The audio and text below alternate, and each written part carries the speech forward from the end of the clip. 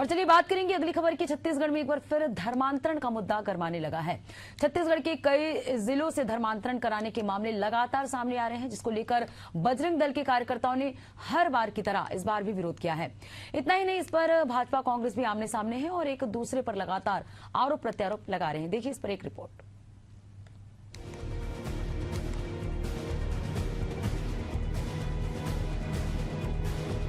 छत्तीसगढ़ में एक बार फिर धर्मांतरण का मुद्दा सियासत बनकर उभरा है। सरगुजा से लेकर बस्तर तक विरोध की आवाजें बुलंद हो रही हैं। हिंदू संगठन राष्ट्रीय स्वयंसेवक संघ और राज्य की सत्तारूढ़ भाजपा सरकार अब इस पर पूरी तरह सक्रिय दिख रही है। इसी बीच बिलासपुर और धमतरी जिले से धर्मांतरण के नए आरोप सामने आए, जहां प्रार्थना सभा की आड़ में मतांतरण कराए जाने की बात कही जा रही है।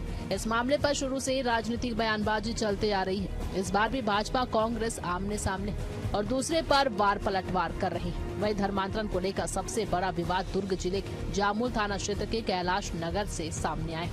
दरअसल रविवार को बजरंग दल के कार्यकर्ताओं ने एक चर्च के बाहर पहुंचकर जोरदार प्रदर्शन किया।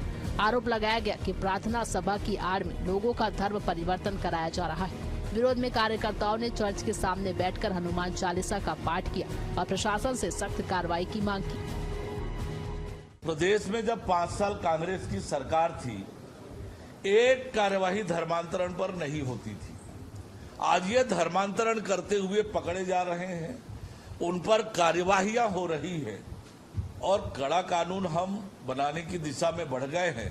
पर जो मौजूदा कानून है, उस कानून पर धर्मांतरण, अवैध धर्मांतरण करने वालों के खिलाफ लगातार कार्रवाई हो रही है, इसलिए मामले उजागर हो रहे हैं। आपके समय में तो कार्रवाई होती ही नहीं थी, क्योंकि आपका खुला संरक्षण और खुली छूट थी। अधिकारियों ने चिट्ठी लिखकर इस बात को स्वीकार किया था, चाहे वो कमिश्नर हो, एसपी हो। राज्य सरकार कांग्रेस पार्टी ने खुली छूट दे रखी थी धर्मांतरण के लिए, और इसलिए ना कोई कार्रवाई होती थी, ना कोई मामले उजागर हो रहे थे।